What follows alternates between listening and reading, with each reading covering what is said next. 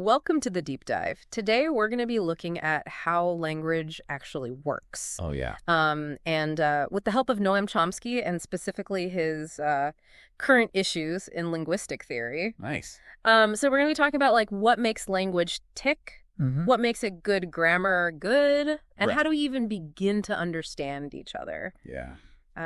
So it's going to be fascinating stuff. It is. And I think by the time that we're done with this deep dive, you're going to be surprised at how much your own thinking about language has like totally changed. Yeah, I think one of the things that makes Chomsky's work so interesting is that he goes beyond just describing language. Like, we can label parts of speech and stuff, but he's actually trying to figure out like the underlying mechanisms.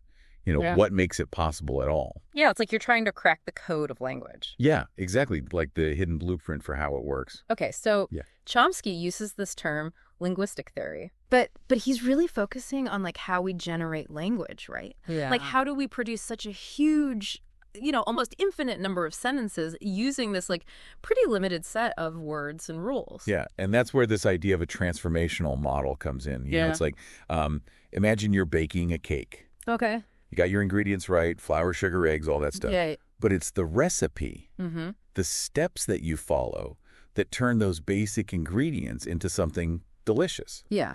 And so Chomsky's arguing that grammar is kind of like that recipe. Right. It's this set of rules that transform these basic linguistic ingredients into complex sentences. So it's not just about like labeling parts of speech, right, nouns and verbs. It's about understanding the dynamic processes that are happening, the transformations that allow us to string those parts together in ways that are actually meaningful. Yeah, exactly. And Chomsky argues that this transformational model is much better than what he calls this like taxonomic model, which is mainly focused on classifying elements of language. Right. Think of it like this. Like you take apart a clock. Yeah, okay. You label all the gears and springs. Clock. You might understand the individual pieces, but you wouldn't really understand how they work together to like actually tell the time.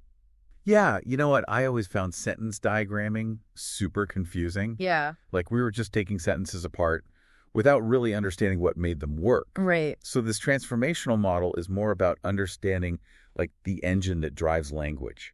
Yeah. So to speak. I like that analogy. Yeah. Okay. And to really understand why a grammar captures the essence of a language, like how well it actually works.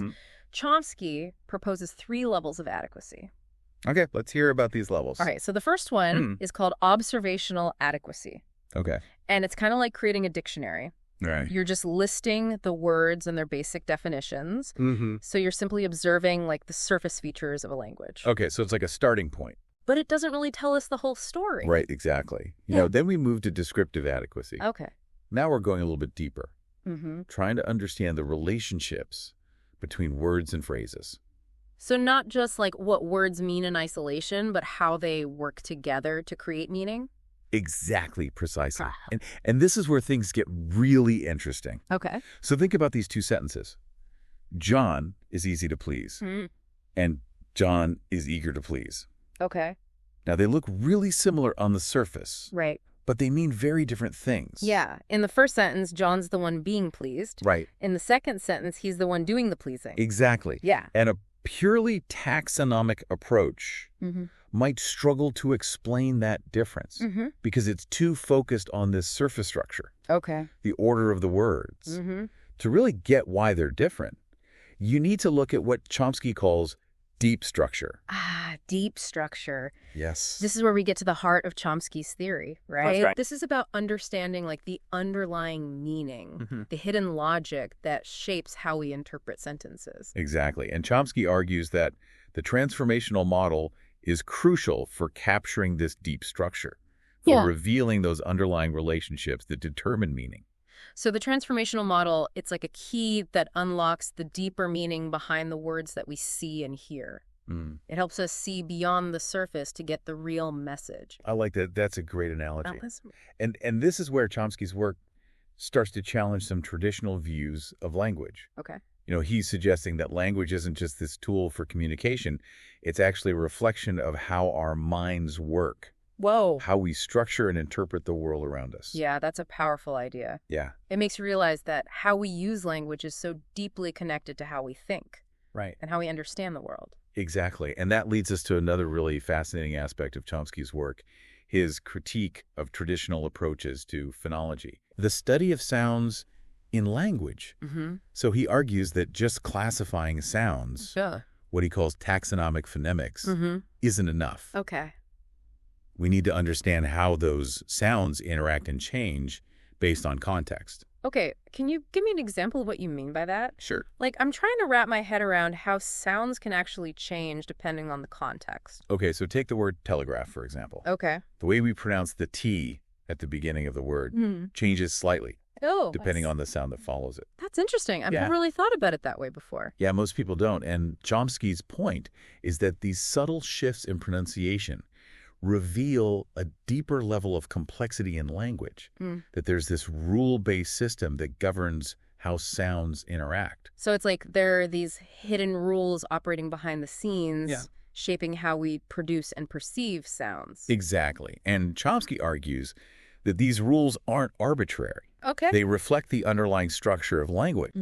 These inherent patterns that govern how sounds combine and change. So it's not just about, like, memorizing a list of sounds. It's about understanding this dynamic system that governs how those sounds work together. Exactly. And this system, Chomsky suggests, is much more complex than traditional approaches have acknowledged. So, for example, he criticizes this concept of minimal pairs. Minimal pairs. Which is kind of a cornerstone of traditional phonemic analysis. Can you refresh my memory on what that means? I feel like I might have slept through that day in linguistics class. No worries. It's the common point of confusion. Okay. So minimal pairs are pairs of words that differ by just one sound. Okay. Like cat and hat. Right. Linguists have traditionally used minimal pairs to identify the basic sounds or phones of a language. Okay.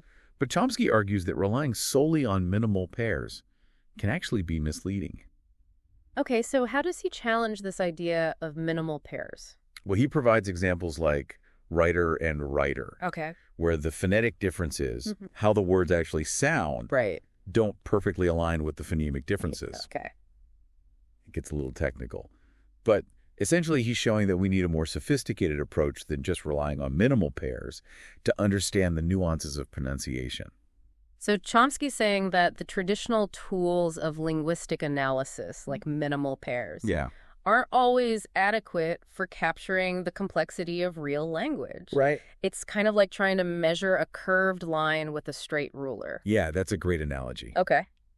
So Chomsky is pushing us to think beyond the surface, to delve into these deeper structures and rules that govern language. Yeah. And to recognize that language is dynamic and ever-evolving. Right. And all this complexity, Chomsky argues, stems from our innate capacity for language. Exactly. Right. Like this idea that we're not just born with a blank slate, Yeah. but with a blueprint for language already wired into our brains. That's right. And this leads us to one of Chomsky's most revolutionary ideas, the concept of universal grammar. But we'll save that for the next part of our deep dive. Okay, I'm already hooked. I cannot wait to explore this idea of universal grammar and see how it connects to everything we've been talking about so far. Yeah, it's going to be good. All right, so we left off talking about Chomsky's idea of universal grammar. Right. And this is where things get really mind-blowing. Okay. Chomsky argues that all humans, regardless of what language they speak, are born with this sort of innate blueprint for language. Okay. It's like we've got this basic framework hardwired into our brains that allows us to learn and understand any language we're exposed to. Wow, that's a big claim. It is. So you mean there's something fundamentally similar about all the languages in the world, despite their obvious differences? Exactly. And that's what makes language acquisition so incredible. Okay. Think about it. Yeah. Kids pick up language at an astonishing rate. It's true. They're able to understand and produce complex sentences long before they even start school. Chomsky argues that this would be impossible if they were starting from scratch. Right. If language was purely a product of imitation and reinforcement. So he's saying there has to be something more going on than just mimicking what we hear. It's like kids are somehow pre-programmed to decode the rules of language. Exactly. They're not just parrots repeating what they hear. Right. They're actively constructing their own internal grammars based on this innate blueprint. Yeah. And this blueprint, Chomsky suggests, is what allows them to understand sentences they've never heard before. Right. To create novel utterances to essentially become fluent speakers of their native language in just a few short years. You know, I remember reading somewhere that Chomsky compares learning a language to a scientist formulating a theory. Oh, yeah. Like kids are little linguists constantly testing hypotheses and refining their understanding of how language works. That's a great comparison. Yeah. And just like a good scientific theory has to be more than just a list of observations. Right. Chomsky argues that a good linguistic theory has to go beyond simply describing what we see on the surface. Okay. It has to explain why language is structured the way it is, why certain patterns are possible, Right. while others aren't. So it's not enough to just label the parts of speech or list the sounds of a language. Right. We need to understand the underlying principles, Yeah. the rules that govern how those parts and sounds combine and interact. Exactly. It's like understanding the laws of physics that govern how objects move and interact. Right. You need those underlying principles. Okay. And that's where those levels of adequacy we discussed earlier come into play. Right. Remember we talked about observational adequacy, descriptive adequacy, and explanatory adequacy. Right. Chomsky's pushing us to strive for that highest level, Okay. to develop theories that can explain not just what we observe, but why we observe it. So it's not just about describing the what of language, but about uncovering the why. Yeah, and Chomsky argues that this deeper understanding is crucial for unlocking the mysteries of language acquisition. Right. Of how children are able to master something so complex so quickly. Okay, so to illustrate this point, can we go back to those sentences we discussed earlier? Sure. John is easy to please and John is eager to please. Yep, those are good ones. And how they have the same surface structure but different deep structures. Right, and how a purely taxonomic approach might struggle to explain that difference. Exactly. It's like focusing on the ingredients of a dish without understanding the recipe that brings them all together. Right. Exactly. And Chomsky argues that transformational grammar, with its emphasis on deep structure, is essential for capturing these subtle but crucial distinctions. Okay. It allows us to represent the underlying relationships between words and phrases, relationships that aren't always apparent in the surface structure of a sentence. You know what it's like? It's like those optical illusions where you see one thing at first glance, but then your perception shifts and you see something completely different. Right. The elements are the same, but the relationships between them have changed. Yeah. And that changes the whole picture. That's a great way to put it. Thanks. And this idea of shifting perspectives, of looking beyond the surface to understand the underlying structure, that's central to Chomsky's approach to language. Okay, and as we've been saying, this approach applies not only to syntax, Right. the study of sentence structure, but also to phonology, the study of sounds. Exactly. Chomsky argues that we need to move beyond simply classifying sounds and start looking at how those sounds interact and change based on context. Right. And remember how he critiqued the traditional reliance on minimal pairs? Yeah. He showed how sometimes phonetic differences, how words actually sound, don't align neatly with phonemic differences, the underlying sound units of a language. Okay. He gets a bit technical, but essentially he's demonstrating that a more sophisticated, rule-based approach is needed to fully capture the nuances of pronunciation. So it's like trying to understand a complex piece of music by just listening to the individual notes. Oh, yeah. You might hear all the right sounds, but you wouldn't grasp the melody, Right. the harmony, the rhythm, the emotional impact. Exactly. To really appreciate the music, you need to understand how all those elements work together. That's a fantastic analogy. Okay. And just like music has its own internal logic, its own set of rules and principles, Chomsky argues that language does too. Okay.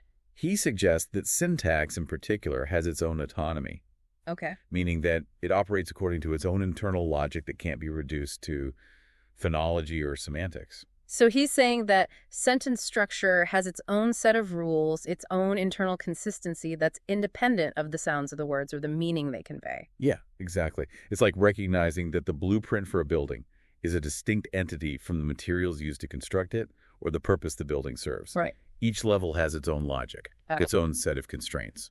And this separation of levels, this recognition of the autonomy of syntax, has some pretty profound implications for our understanding of language and cognition.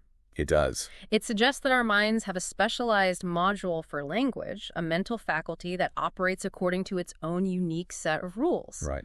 And it's this specialized module, Chomsky argues, that allows us to generate and understand an infinite number of sentences, even sentences we've never encountered before. We're not just mimicking, we're creating. Exactly. And this brings us back to that mind-blowing idea of universal grammar. Right. This idea that there are these underlying principles common to all languages. Yeah. Principles that are hardwired into our brains. Exactly. It's like those universal laws of physics that govern the motion of planets and the behavior of atoms. Okay. Chomsky is suggesting that there are universal laws of language that govern the structure of sentences and the meaning of words. Wow.